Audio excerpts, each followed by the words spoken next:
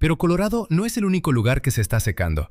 A miles de kilómetros de sus cañones, un gigantesco embalse del río Colorado acaba de tocar una cifra que durante años parecía imposible, casi absurda. El mayor depósito de agua de Estados Unidos, aquel que en el año 2000 se veía como un mar artificial en mitad del desierto, hoy parece una cicatriz pálida sobre la tierra. Y cuando el nivel baja así, no solo desaparece el paisaje, desaparece la seguridad de ciudades enteras. En Las Vegas, esa realidad obligó a perforar bajo el propio lago Mead. No fue una obra de lujo ni una apuesta futurista, fue una operación de supervivencia. Y lo que empujó a construir ese túnel va a cambiar para siempre la forma en que miras cada grifo del oeste estadounidense. Porque ahora, bajo el fondo del lago, a una profundidad de casi 3 kilómetros, corre una galería excavada en roca volcánica sólida, más profunda que cualquier toma municipal de agua levantada jamás en la historia del país. No se hizo para impresionar a nadie. Se hizo porque el lago llevaba 2 décadas desangrándose en silencio y las tuberías antiguas estaban a punto de quedarse respirando polvo. Hubo incluso desapariciones en el momento más delicado para la compañía de agua de la ciudad, un detalle inquietante, casi de thriller, en mitad de una crisis técnica que ya era grave de por sí. Pero la parte verdaderamente incómoda es esta: el vacío del lago tiene muy poco que ver con Las Vegas. La raíz de todo está en un documento firmado en 1922, un acuerdo legal construido sobre un error de cálculo monumental. Un error tan bien disfrazado que durante un siglo fue vaciando, gota a gota, la reserva hídrica de todo el oeste americano. Y cuando entiendes eso, la historia deja de parecer un accidente y empieza a parecer una condena. Porque Las Vegas, si lo piensas fríamente, nunca debió existir aquí. No así, no a esta escala. En el desierto de Mojave no hay margen para fantasías urbanas. Llueve apenas unas pocas pulgadas al año. El calor de verano golpea con facilidad por encima de los 46 grados. Y el suelo es una mezcla de sal, polvo y antigüedad geológica. No hay grandes ríos que atraviesen la llanura, no hay lagos naturales capaces de sostener una metrópoli, y los acuíferos locales jamás habrían bastado para alimentar una ciudad moderna. Todo en ese lugar gritaba límite. Y sin embargo, hoy más de 2 millones de personas viven allí. En 1940, Las Vegas era apenas un pueblo ferroviario con alrededor de 8,000 habitantes, un punto casi invisible, seco, polvoriento, sin la menor ambición de convertirse en un símbolo mundial. Luego llegaron los casinos, las autopistas, el aire acondicionado y esa idea profundamente americana de que la voluntad puede desafiar al paisaje. De pronto, el desierto dejó de ser un obstáculo y se convirtió en escenario. El crecimiento fue tan rápido que los mapas se quedaron viejos antes de terminar de imprimirse. En la década de 1970, la ciudad avanzaba más deprisa que casi cualquier otra del país. Y para la década de 1990 ya era uno de los mayores casos de expansión urbana de toda la historia de Estados Unidos. Pero el crecimiento tiene una factura oculta, y en un desierto, esa factura siempre llega en forma de agua. Hoy, el Valle de Las Vegas consume alrededor de 300,000 acres pie al año, casi 98,000 millones de galones. Es una cifra tan enorme que cuesta imaginarla, así que pensemos en otra imagen. Sería suficiente para cubrir Manhattan con una capa de agua de casi 1 metro cada año. Y aún así, casi el 90% de todo ese volumen proviene de un solo lugar, el lago Mead, alimentado por el río Colorado. Un único embalse, en la frontera entre Nevada y Arizona, cargando sobre sus hombros una tarea imposible: mantener vivo un desierto convertido en metrópoli. La Autoridad de Agua del Sur de Nevada lo sabe mejor que nadie. Su trabajo diario consiste en administrar una reserva que opera al límite, con margen mínimo para el fallo y cero tolerancia al error. Porque toda la arquitectura de abastecimiento depende de un pacto firmado hace más de un siglo, el Acuerdo de Reparto del Río Colorado entre 7 estados, sellado en 1922. Y aquí es donde conviene detenerse un segundo, porque la historia se vuelve todavía más inquietante. El lago Mead primero fue un lugar de recreo, luego se convirtió en una fuente de suministro, y ahora, a medida que baja el nivel, empieza a mostrar lo que llevaba escondido. Entre otras cosas, cuerpos. El gran problema es que aquel acuerdo se redactó observando el río en uno de los periodos más húmedos jamás registrados en la región. Los ingenieros y científicos midieron caudales en años excepcionalmente generosos y asumieron que eso era lo normal. No lo era. Se repartió más agua de la que el río podía entregar de forma sostenida. No un poco más, mucho más. El sistema quedó fundado sobre una ilusión estadística, una especie de deuda legal que se fue acumulando en silencio durante décadas. Y desde entonces, cada ciudad, cada granja y cada estado río abajo ha ido viviendo sobre ese préstamo invisible. 7 estados, 100 años, y todos usando un agua que, en realidad, nunca estuvo garantizada. Esa es la verdadera bomba de esta historia. No solo la sequía, no solo el cambio climático, sino un siglo entero de planificación levantado sobre una medición equivocada. El oeste estadounidense no está enfrentando un problema aislado, está pagando, al mismo tiempo, una factura climática y una factura histórica. Y Las Vegas, aunque no inventó el desastre, sí está justo al final de la fila, donde el agotamiento se siente primero. Por eso la ciudad siempre ha vivido con la sensación de caminar sobre una cuerda floja. Nunca tuvo abundancia, solo tuvo maniobras, parches, soluciones por fases y la esperanza de que cada nueva obra diera un poco más de tiempo. La primera tubería de captación se construyó en 1971, a unos 150 pies de altura, para extraer agua del lago Mead y llevarla hacia una ciudad que ya crecía más rápido de lo que cualquiera había previsto. En aquel momento parecía suficiente. El lago estaba alto, el río seguía alimentándolo y nadie imaginaba que el nivel pudiera caer hasta poner en riesgo una instalación así. Pero los planificadores no estaban preparados para una desaparición lenta. Estaban preparados para un embalse lleno. Y eso no es lo mismo. Para 1993, la población del valle ya se había duplicado con creces, y el primer sistema de captación dejó de ser una garantía confiable. Entonces la autoridad construyó una segunda toma, situada más abajo, para funcionar como respaldo si el agua descendía lo suficiente como para inutilizar la primera. Era una decisión prudente, sí, pero también era una confesión silenciosa. El lago ya no era una certeza, era una cuenta atrás. Y cuando una ciudad como esta empieza a construir redundancias para sobrevivir, la verdadera pregunta ya no es cuánto agua queda. La pregunta es cuánto tiempo puede seguir fingiendo que todavía sobra.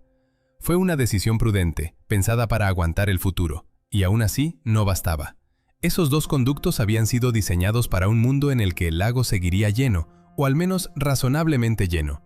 Un mundo en el que el río Colorado cumpliera las promesas implícitas en el acuerdo de 1922. Pero cuando la tinta del llamado segundo nivel todavía no se había secado, ese mundo ya estaba resquebrajándose. La infraestructura seguía en pie, sí, el agua no. Hay una cifra que a los ingenieros no les gusta decir en voz alta: 895 pies. A partir de esa elevación, el agua deja de poder llegar a la presa Hoover por pura gravedad, sin importar cuánto se fuerce el sistema. En Deadpool, los dos puntos de captación existentes quedan, de golpe, inútiles. Las tuberías siguen ahí, las bombas siguen girando, pero el recurso para el que fueron concebidas cae demasiado abajo, como si el lago se estuviera retirando a propósito, dejándolas apuntando al vacío. Y cuando en julio de 2022 el nivel del lago Mead bajó a poco más de 1040 pies, la distancia entre la superficie real del embalse y el punto en el que dejaba de funcionar la captación número 1 se hizo peligrosamente pequeña. Lo peor, ya no se trataba de una hipótesis remota. Los modelos del Bureau of Reclamation no dejaban margen para el optimismo. La caída adicional no era una posibilidad abstracta, era una cuenta regresiva. Los especialistas en gestión hídrica calcularon que quedaban años, no décadas, antes de que la primera toma se secara por completo. Y cuando una ciudad depende de un sistema de agua que puede perder su acceso por unos cuantos pies de diferencia, esos pies equivalen a una sentencia. Solo había una salida tan extrema que, si la escuchabas por primera vez, costaba creer que fuese real. Por eso casi nadie hablaba de ello abiertamente. Y por eso, durante tanto tiempo, el proyecto fue conocido por una frase casi absurda: la tercera gota. La idea era ferozmente ambiciosa: construir una tercera línea de captación tan baja, tan profundamente enterrada, que ninguna sequía registrada en la historia pudiera alcanzarla. No al nivel del fondo del lago, por debajo del fondo. Cruzando la roca madre bajo el lecho y llegando al agua a 860 pies de altura, por debajo del llamado charco muerto, por debajo del alcance de las tuberías existentes y por debajo de cualquier otra captación municipal construida antes en Estados Unidos. Para hacerlo posible, había que perforar un túnel de casi 3 millas a través de basalto volcánico, una de las rocas más duras del continente, mientras arriba descansaban trillones de galones de agua. Trillones. El margen de error era casi ridículo. Un desliz mínimo, una desviación microscópica acumulada durante kilómetros, y el túnel terminaría donde no debía. O peor aún, no terminaría nunca. Las obras comenzaron en 2008. Bajo tierra, una gigantesca tuneladora fue ensamblada pieza por pieza y puesta en marcha. El equipo la apodó Sandy, y no por casualidad. Medía 23 pies de diámetro, suficiente para que 2 vehículos avanzaran en paralelo. Era una máquina diseñada para abrirse paso con precisión quirúrgica en un entorno donde la precisión era la única forma de supervivencia. Y sin embargo, el desierto y la geología no iban a rendirse tan fácilmente. Aunque la ingeniería había preparado escenarios, la montaña y la roca tenían otros planes. Tom Sherrill, ingeniero principal del túnel, describió aquel primer año como una cadena de emergencias controladas. En lugar de la roca predecible que mostraban los estudios, aparecieron formaciones volcánicas inesperadas, bolsillos de material distinto, zonas frágiles donde debía haber continuidad. El equipo se encontró con cargas que los modelos no habían previsto. Partes de la maquinaria sufrieron averías por el esfuerzo brutal de cortar un basalto antiquísimo, duro como si siguiera enfriándose desde el nacimiento del volcán. Y antes de que los grupos de sostenimiento pudieran estabilizar cada tramo, el agua empezaba a filtrarse por las grietas, recordándoles que estaban trabajando bajo un reservorio vivo, no bajo un bloque inerte. Cada metro avanzando podía convertirse en una amenaza en cuestión de minutos. La parte más inquietante, el calor. A esas profundidades, la fricción entre el acero y la roca generaba temperaturas por encima de los 38 grados centígrados. El aire se volvía espeso. Los pasillos eran tan estrechos que apenas cabía la propia máquina. Los trabajadores sudaban, vigilaban, recalibraban y seguían adelante sabiendo algo que ningún manual podía suavizar. Justo encima de sus cascos había un lago entero. Si la estructura fallaba de forma grave, no habría una evacuación cinematográfica ni una solución rápida en superficie. No existía un plan B. Solo quedaba perforar, sellar, confiar en los cálculos y rezar para que la roca aguantara un día más. Y aún así, ni siquiera eso era lo más delicado, porque en un proyecto así, la alineación lo es todo. Una perforación de más de 3 millas a través de capas volcánicas cambiantes exige una rectitud casi obsesiva. No basta con ir más o menos en dirección correcta. Hay que acertar con una precisión casi milimétrica, corrigiendo constantemente cada lectura, cada vibración, cada desviación. Un error pequeño al principio se convierte en un desastre al final. Unos pocos grados fuera de eje, acumulados durante tanta distancia, y la perforación acababa perdiendo la marca por completo. En otras palabras, no había margen para probar otra vez. Si fallabas, no retrocedías. Si fallabas, el error quedaba enterrado para siempre. En 2012 llegó la prueba que pudo acabar con todo. Una grieta crítica en la roca permitió la entrada del agua y en una sola noche, un tramo operativo de 200 pies quedó anegado. Dave McGibbon, jefe de construcción de la SNWA, fue llamado a las 3 de la madrugada. Llegó, miró el daño y entendió de inmediato lo que significaba. Si no sellaban aquello a tiempo, el túnel entero quedaría comprometido. Su equipo trabajó 72 horas seguidas, sin descanso real, cerrando la fuga y reforzando la zona antes de que la presión ampliara la fractura y la convirtiera en una herida imposible de contener. Resistieron, pero lo hicieron por centímetros, no por comodidad. Al fondo del sistema, otro frente de obra avanzaba hacia una meta todavía más extrema. Hubo que excavar una shachta vertical de 300 pies, descendiendo directamente a través del fondo del lago para alcanzar la toma ubicada a 860 pies, la más profunda jamás construida en Estados Unidos. Una estructura que hoy permanece en oscuridad total, bajo una presión brutal, sosteniendo el abastecimiento de millones de personas que probablemente nunca imaginarán lo cerca que estuvo todo de fracasar. Sandy terminó su recorrido en 2014. El túnel entró en servicio en 2015. Lo imposible, al menos sobre el papel, ya existía. Pero lo que no se contaba en público era el verdadero precio de aquella obra. Se aprobó un presupuesto de $1.400 millones, una cifra sin precedentes en el sistema de agua estadounidense. 1.400 millones. Dilo despacio. Porque no era solo dinero, era una apuesta contra el colapso, una carrera para construir un acceso al agua donde, según todas las señales, ya no quedaba suficiente agua para acceder. La tercera advertencia fue la más cara de todas. Se convirtió en la inversión más costosa en infraestructura municipal de agua en toda la historia de Estados Unidos. Y el dinero no salió de una caja mágica ni de un fondo federal ilimitado. Salió de un solo lugar, los bolsillos de la gente y de las empresas del sur de Nevada, mientras las tarifas del agua subían año tras año y la obra seguía devorando presupuesto y calendario como si no hubiera mañana. Los habitantes de Las Vegas lo veían reflejado en cada factura. No estaban pagando por beber más, regar más o derrochar más. Estaban financiando un túnel excavado debajo del lago del que dependía su propia existencia. Esa es la paradoja brutal. Para sostener la vida en el desierto, había que pagar una fortuna por una obra oculta en la oscuridad, lejos de la vista, pero pegada al corazón del problema. Y cuando una comunidad descubre que su supervivencia viene con recibo mensual, la rabia llega sola. No había escapatoria. La reacción política fue inmediata. Los críticos no se anduvieron con rodeos. Llamaron el gasto escandaloso, desproporcionado, casi ofensivo. $1.400 millones para empujar el acceso al agua un poco más abajo, como si hundir la toma en las profundidades pudiera derrotar al propio agotamiento del sistema. Con esa misma suma, argumentaban, se podían haber impulsado plantas de desalinización, redes de reciclaje de aguas residuales o programas de conservación mucho más agresivos, de esos que atacan la raíz y no solo tapan la herida. Para los grupos ambientalistas, el mensaje era todavía peor. La obra parecía decirle a Las Vegas que podía seguir creciendo sin límites, porque siempre habría una solución de ingeniería esperando en el siguiente pliego de planos. Y ahí estaba el truco. No se equivocaban del todo con la señal, pero sí con la alternativa. El director general de la Autoridad del Agua del Sur de Nevada respondió sin pedir perdón. No era una estrategia de expansión, dijo en esencia, era una estrategia de supervivencia. Porque en gestión hídrica nadie diseña pensando en el mejor de los casos, se diseña pensando en el peor, ya que en el desierto el peor escenario no solo es posible, suele llegar antes de que termine la obra. Esa lógica fría, casi militar, explica por qué el proyecto siguió adelante incluso entre sobrecostes, retrasos y discusiones interminables en oficinas y comités. Las cifras terminaron por darle la razón antes de que la mayoría de la población entendiera siquiera qué se estaba construyendo.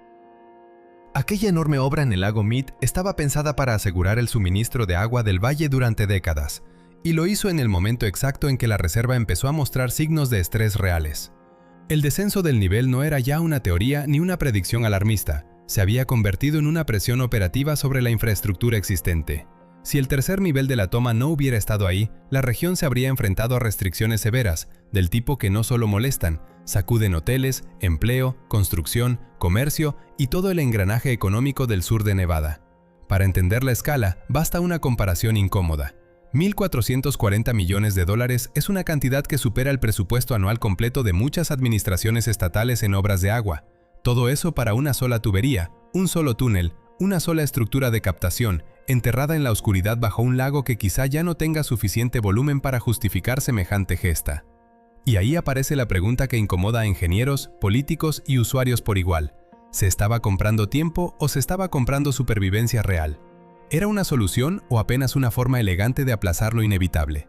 Porque el problema ya había empezado. La obra se diseñó para impedir el colapso, y el colapso llegó igual, con la precisión fría de los procesos lentos que nadie quiere mirar de frente. A comienzos de los 2000, el lago empezó a vaciarse de manera gradual, casi engañosa, como si el descenso pudiera manejarse con paciencia. Pero luego la curva se rompió. La sequía en la cuenca del Colorado se volvió más agresiva, más persistente, más difícil de ignorar, hasta que en 2021 las autoridades federales de gestión del agua declararon por primera vez una escasez oficial en el río Colorado, obligando a recortes en varios estados. No era una señal simbólica, era el lenguaje administrativo del desastre. Para mediados de 2022, el lago Mead había caído a poco más del 26% de su capacidad, el nivel más bajo registrado desde que comenzó a llenarse en la década de 1930. Un lago que una vez se extendía sobre 247 millas cuadradas y alcanzaba 532 pies de profundidad en su punto más hondo, empezó a vaciarse desde dentro, como una vasija agrietada que nadie consigue reparar. Y lo más inquietante no fue solo la cifra, sino lo que esa cifra dejó al descubierto. Las imágenes eran casi irreales. Los muelles quedaron a cientos de pies del agua, suspendidos sobre una costra blanca y rota donde antes había superficie líquida. Las rampas de hormigón descendían hacia un lecho reseco, pálido, sin vida visible.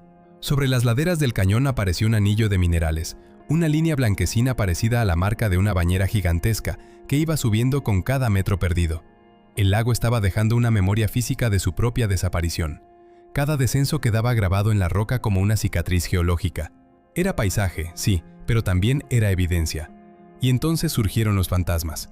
Las ruinas de St. Thomas, un pueblo turístico que había quedado bajo el agua desde 1938, cuando el embalse de la presa Hoover se llenó por primera vez, reaparecieron lentamente desde el fondo que se retiraba. En el verano de 2022, las antiguas calles quedaron por completo expuestas. Asfalto agrietado, bloques de cimentación, esqueletos de hormigón de edificios que habían dormido 84 años bajo el agua. Los arqueólogos del Servicio de Parques Nacionales tuvieron que actuar rápido. Fotografiaron los restos, midieron el antiguo correo de los años 30 y documentaron incluso el contorno de un hotel que aún podía leerse en los sedimentos secos y en los fragmentos de un canal de riego que en otro tiempo alimentó campos agrícolas. La gente empezó a subir imágenes caminando por la calle principal de un pueblo ahogado, posando frente a muros que no veían el sol desde antes de la Segunda Guerra Mundial. Pero aquellas fotos no se propagaron como simple curiosidad histórica, se volvieron una advertencia visual, imposible de ignorar. Así se ve un lugar cuando el agua desaparece antes de que la historia termine. Así se ve una comunidad cuando el suelo sobre el que confiaba empieza a revelar lo que siempre estuvo escondido. Y justo cuando todo parecía moverse en una sola dirección, ocurrió algo que nadie había previsto. En el invierno de 2022 y 2023, las montañas rocosas recibieron una nevada récord. En la cuenca alta del Colorado, la capa de nieve superó ampliamente los promedios estacionales, y con la subida de la temperatura en primavera ese manto empezó a derretirse, alimentando ríos y arroyos que terminaban otra vez en los lagos Mead y Powell. En solo un año, la acumulación ganó más de 20 pies en algunas zonas, y el nivel del Powell en su tramo alto se recuperó con fuerza, como si la montaña hubiera decidido devolver de golpe una parte de lo que se estaba perdiendo. Pero en una cuenca tan castigada, incluso una mejora espectacular plantea una duda incómoda. ¿Es recuperación real o solo una pausa antes del siguiente golpe? La oficina de reclamación abandonó por completo sus previsiones de caída y rehizo desde cero su pronóstico a 24 meses. Pero los científicos no celebraron nada. Para ellos, un solo invierno excepcional de nieve no borra 2 décadas de sobreconsumo, ni convierte en milagro lo que sigue siendo una tregua frágil. El nivel del lago continuaba más de 160 pies por debajo de su cota máxima, y eso dejaba una verdad incómoda sobre la mesa. La recuperación era real, sí, pero colgaba de condiciones que, según los modelos climáticos, serán cada vez más raras. La tercera tubería fue pensada precisamente para esos años en que el manto de nieve no llega, y esos años todavía están por venir. La mitad siguiente de la estrategia fue mucho menos visible, pero igual de decisiva. Perforar más hondo solo resuelve una parte del problema. La otra consiste en necesitar menos. Y lo que Las Vegas consiguió en ese frente sigue resultando difícil de creer incluso cuando se oyen las cifras. La ciudad entendió muy pronto que ningún acueducto puede compensar una pérdida constante si el consumo sigue creciendo al mismo ritmo. Un gran núcleo urbano que depende de decenas de miles de millones de galones al año extraídos de un lago que se encoge, en una región donde cada década aprieta más el calor, acaba chocando con un límite físico. Llega un momento en que ya no hay espacio para nuevas obras, ni margen para seguir aplazando decisiones. Por eso, junto a la tercera tubería, la Autoridad del Agua del Sur de Nevada diseñó una campaña de ahorro sin precedente en la urbanización estadounidense. Y ahí es donde la historia se vuelve realmente sorprendente. Desde 2002, el consumo per cápita de agua en Las Vegas ha caído más de un 40%. Eso no ocurrió porque la ciudad se achicara, al contrario, llegaron cientos de miles de nuevos residentes, el valle siguió expandiéndose y la presión sobre la infraestructura aumentó. Aún así, hoy la ciudad usa menos agua que hace 20 años. Ninguna otra gran metrópoli del país ha logrado algo comparable, y eso no se explica con una sola medida, sino con una arquitectura completa de control, reutilización y disciplina. La clave está en el diseño del circuito. Aproximadamente el 99% del agua usada en interiores se recicla. Lo que sale de una ducha, un lavabo o un inodoro no desaparece en el desierto como ocurre en la mayoría de ciudades. Se trata, se depura y vuelve al lago Mead, donde cuenta como retorno recuperable dentro de la asignación anual de la región para el río Colorado. Dicho de otro modo, el agua interior se usa 2 veces, primero en la casa, luego en el sistema.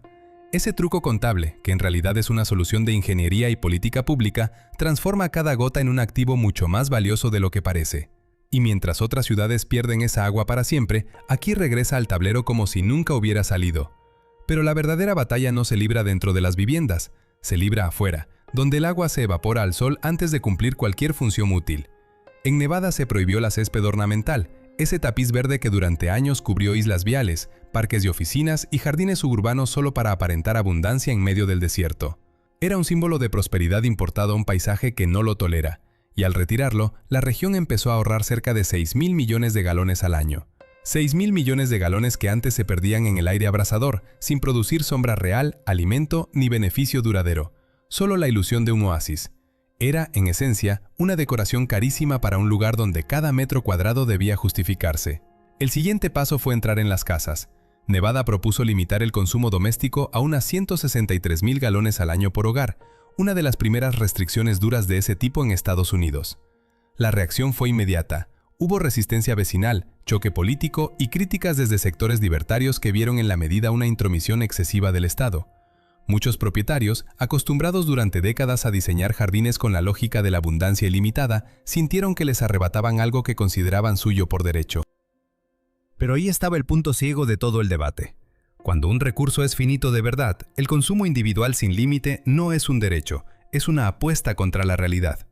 El sistema puede seguir funcionando durante un tiempo, claro, el desierto también espera, pero no negocia. simplemente se queda sin agua. Para hacer más efectivo el cambio, la autoridad combinó esas restricciones con tarifas escalonadas. Cuanto más agua consumía un hogar o una empresa, más cara se volvía cada unidad adicional. Y eso cambió hábitos más rápido que cualquier campaña pedagógica. Las personas reaccionan antes a una factura que a un folleto, y los consumos exagerados empezaron a parecer menos una comodidad y más un lujo castigado por el precio. En paralelo, se introdujeron normas para el paisajismo, la sustitución de vegetación sedienta por especies desérticas y la eliminación de superficies que exigían riego constante. El mensaje era inequívoco: en una cuenca en crisis, el suelo también bebe. A esa disciplina local se sumó otra capa, esta vez regional. Tucson, en Arizona, aceptó recortar voluntariamente la extracción de agua de los lagos, renunciando a un volumen que tenía derecho legal a usar. No fue un gesto menor, fue una forma de admitir que aferrarse a la letra del reparto original ya no garantizaba ninguna seguridad colectiva. Programas federales de compensación permitieron cerrar acuerdos parecidos con otras ciudades de la cuenca, empujando a varios actores a ceder hoy para no perderlo todo mañana. Y entonces apareció la fecha que convirtió la gestión del río en una carrera contra el tiempo. La revisión del Pacto de 1922, prevista para 2026, obligó a los 7 estados a negociar uno de los repartos más tensos de la historia del oeste americano. Porque el río que prometieron repartir hace un siglo ya no puede entregar lo que el papel garantizaba. Aún así, Las Vegas hizo prácticamente todo lo posible. Perforó la toma más profunda del continente, recortó su consumo casi a la mitad, levantó uno de los sistemas de reutilización más avanzados del país y siguió apretando cada palanca disponible. Y sin embargo, el lago seguía sin quedar a salvo. Ahí está la paradoja que nadie puede esquivar. No se trata solo de cuánto ha hecho la ciudad, sino de si existe algún nivel de esfuerzo capaz de alcanzar a una sequía estructural. Porque ya no hablamos de un problema temporal, sino de un techo por debajo del techo. El túnel está hecho, el intercambio de caudales continúa, el agua ha remontado parcialmente, y aún así, sigue sin bastar. Los pronósticos climáticos para el suroeste estadounidense dejaron hace tiempo de ser ambiguos. La región se calienta, se seca y se vuelve más errática con una regularidad que desmonta todas las hipótesis sobre las que se construyó la infraestructura del agua. Los modelos que antes hablaban de cambios lentos y manejables han sido corregidos una y otra vez hacia plazos más cortos y consecuencias más duras. Lo que hace 15 años los científicos describían como el peor escenario, hoy aparece como el valor medio. Y ahí es donde la tercera tubería adquiere su sentido más crudo. Llega al agua a 860 pies, una profundidad elegida con precisión para seguir extrayéndola incluso cuando el nivel del lago descienda por debajo del umbral necesario para mover las turbinas de la presa Hoover. Pero en el sistema del río Colorado existe una barrera física que no se puede negociar, no se puede sobornar y no se puede perforar. Debajo de cierta cota, ninguna tubería sirve de nada.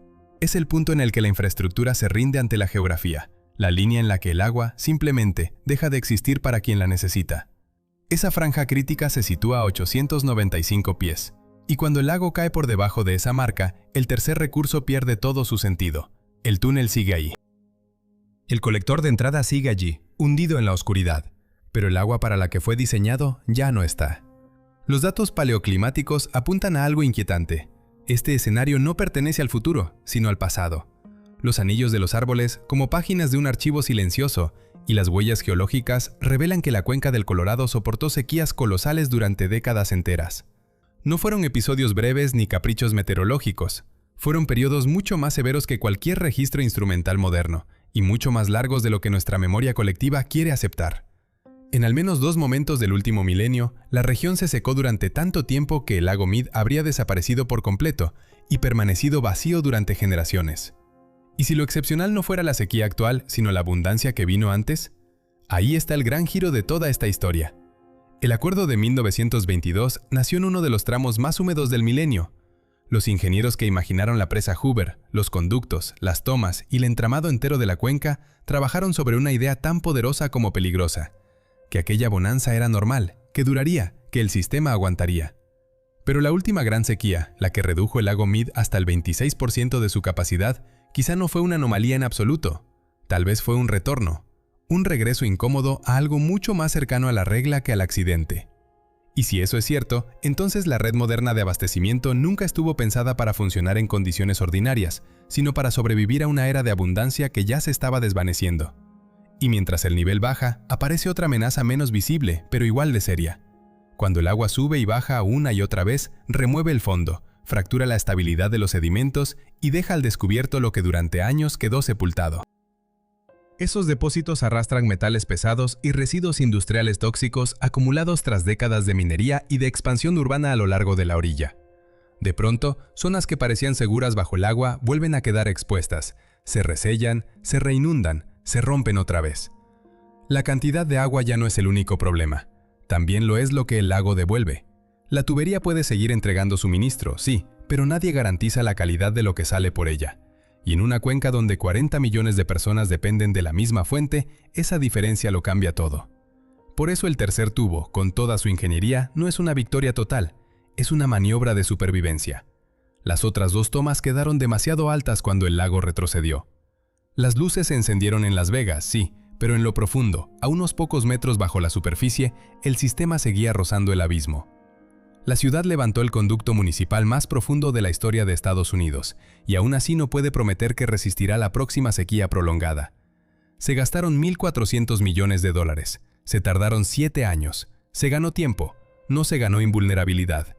Y ese matiz, en el oeste americano, lo es todo. Lo más revelador es que la respuesta ya no consiste en excavar más hondo. Ahora incluso el lenguaje ha cambiado. Las propuestas federales para esquivar por completo la presa Glen Canyon muestran hasta qué punto se ha transformado la mentalidad. Infraestructuras levantadas para otra época están siendo repensadas para una época distinta, una en la que no basta con confiar en la ingeniería, porque el problema dejó de ser puramente técnico. Los planificadores trabajan, en esencia, como si el peor escenario ya estuviera ocurriendo, y quizá por eso están acertando más de lo que quisieran admitir. Los relojes siguen corriendo debajo del lago Mead, y el agua que todavía circula no borra la fragilidad del sistema, solo la aplaza. Porque el verdadero conflicto no está solo en Las Vegas.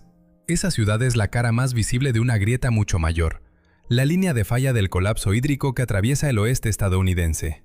Phoenix observa el mismo lago con la respiración contenida. Los Ángeles depende de ese mismo río. Los agricultores de Arizona y California extraen agua bajo cuotas que hace tiempo dejaron de parecer suficientes.